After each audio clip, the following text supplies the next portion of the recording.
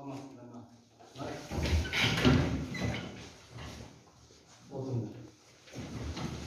Bugün Қазақстан tarixinden Қазақтардың ұлт тайпалық құрылым ерекшеліктері тақырыбында жаңа сабағымызды бастаймыз.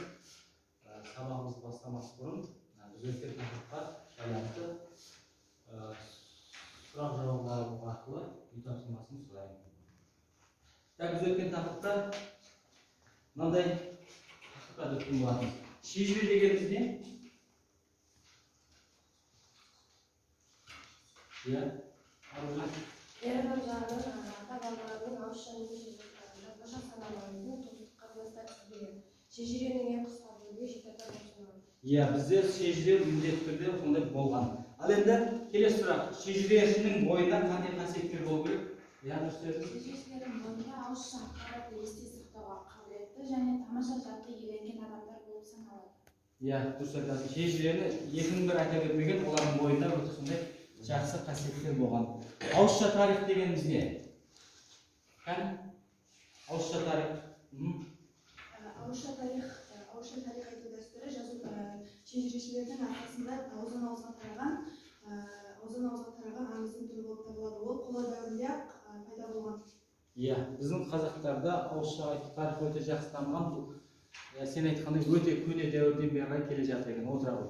Келесі. Жалпы бізден мынандай сұрақтар туындаған өткен тақырыпта патрономия деген сөздің мағынасы не? Иә, Ағеке. Патрономия дегеніміз, яғни ер адам жағынан ата-тегі ортақ топтар. Иә, өте дұрыс. Керемет. Қазақтарға өзінің жетатасын білу неліктен маңызды? Иә, Бекнұр. Қазақтарда патрономия деген болады. Оның шегі жетатадан тұрады. Қазақтар жетатасын білу керек. Себебі жетатаға деген қызалыс қой, олардың неге тұруға қазір тиым салды. Яғни бізде жетатағын білу әрбір қазақ үшін өте маңызды. Себебі бізде қан тазалығын, ұлттың саулығын сақтау үшін бізге сол ғасырларда сол қалыптасқан жақсы өте. Рух тайпалық білім дегеніміз не? Арғы тегі бір әкеден тараған туыстар және көшпелі қауымның негізгі белгісі.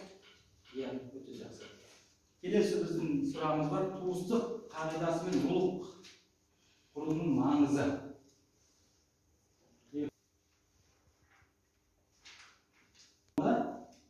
Міндетті түрде туыстық қағидасы сақталады.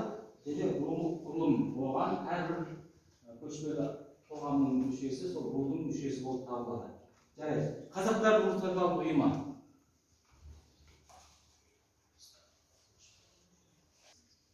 Қазақтарда міндетті рух тайпалық ұйым болған. Және көшпелі қоғамның негізгі белгісі. яғни рух тайпалық ұйым деген бұл көшпелі қоғамның негізгі белгісі болып табылады. Жақсы, міне енді біз жаңа сабаққа көшейік. Қазақтардың рух тайпалық құрылым ерекшеліктері дегенде біз жалпы қазақ халқы 300-ге бөлінгендігі 300 деген яғни ұлы жүз, орта жүз, кіші жүз. Біздің аңыз бойынша бәрі осы 300-іміз Ағарыс, Бекарыс, Жаңарыс деген осындай 3 атадан тарайтындығы және олар алаш болулары тұтатасы бекітілгенге, яғни аңыз бойынша солай берілген. Және олар барлығы бір-бірімен туыстас болып келеді. Енді осы бойынша біз жалпы 3 топқа бөлген болатынбыз. Ұлы жүз, орта жүз, кіші жүзде. Біз сол бойынша 2-3 минут уақыт береді. Сол бойынша сендер жалпы бүгін жаңа сабақты ашасыңдар. Мен топтар жұмыс жасап, тез арада осы жаңа тақырыптар әр топ өзінің тақырыптары қорғап түсініп берейік.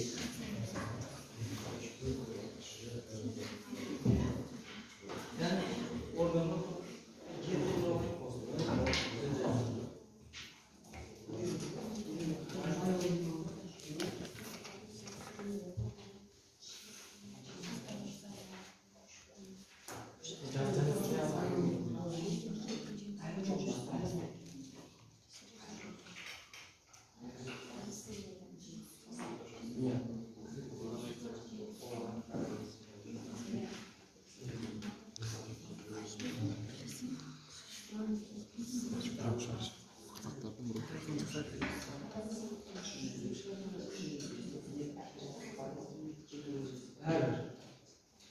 жүзге жататын бұлар.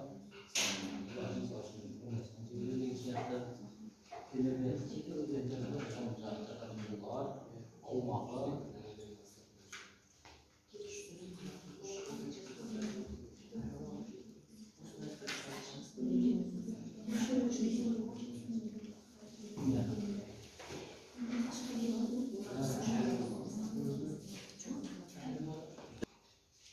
Ал дайын топтар толы уақыт болды, өздерінің тақырыптарын қорғап шығыңдар.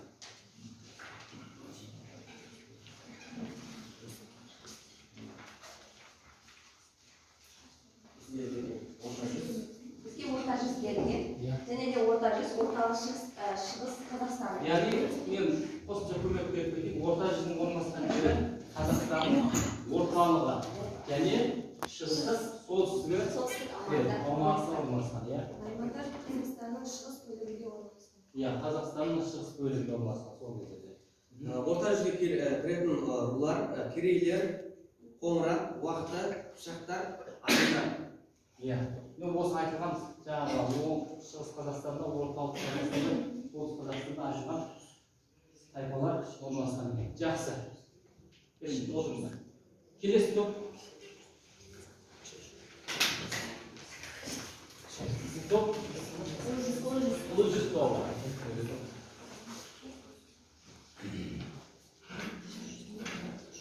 Ұлы жүздер солтүстіктен Балқашқа дейін жерлерді иеленген және олар Яғни ұлы жүздің территориясы солтүстік жағы Балқашқа дейінгі орналасқан, яғни Жетісудан батысқа қарай аймақтың бәрі ұлы жүз территориясы. Және оңтүстігінде қандай таулар орналасқан? Тянь-Шань таулары орналасқан. Осы аймақта ұлы жүз тайпалар орналасқан.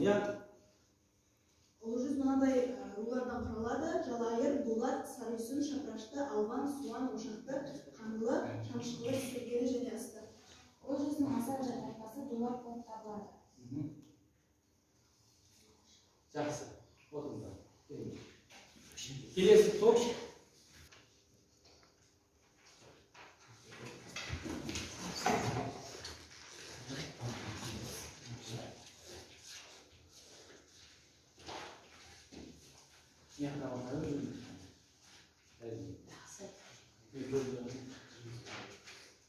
Бізге берілген кіші жүз ол батыс Қазақстан аумағы иеленген. Қазақстанның батыс бөлігі. Кіші жүз үш ірі немеге тайпалыққа бөлінеді. Ол Байұлы, Жетіру, Әлімұлы. Әлімұлы алты атаға бөлінеді. Ол Шекті, Төртқара, Шөмегей, Кете, Қаракесек, Қарасақал. Ол жеті рудан Талман, Кеделі, Төлем, Жабағайлы руынан тұрады. Байұлының бірлестігі кіші жүздегі ең үлкен бірлестік болып саналады. Байұлының бірлестігі Жайықтан Ембі аралығының үстіртті иеленді. Байұлыға 12 ру кіреді. Қызылқұл, Құрт, Алаша, Шеркеш, Ысық, Байбақта, Масқат, Тана, Алтын Жаппас, Береш, Есентемір, Тас, Адай рулары кіреді. Қазақтардың ру тайпаға бөлінуі бұл қазақтарға үлкен үлес қосты, яғни этнос ретінде қалыптасуына, даладағы тәртіпті реттеуге үлкен үлесін қосты.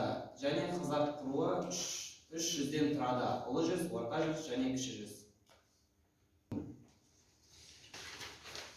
Біз бүгін оқыған қазақтардың бұл тайпалық құрылым ерекшеліктерін тақырып алға неше жүзге жатады екен?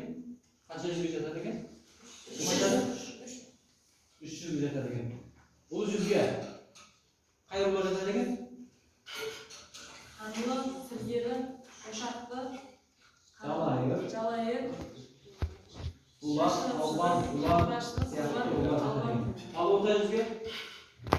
Арғын, Найман, Уақты, Қоңырат, Қыпшақ. Кіші жүзге? кіші жүз үш ірі ру бірлестікке жатады. Олар Әлімұлы, Жетіру, Байұлы. Және олардың құрамындағы бірінші жаңағыдай ондаған рулар жатады. Мысалы үшін Қаз, Алаша, Алтай, Жаппас, Жағалбайлы, Шөмекей, Беріш, Есентемір, тағы болса сондай олар жарайды жақсы так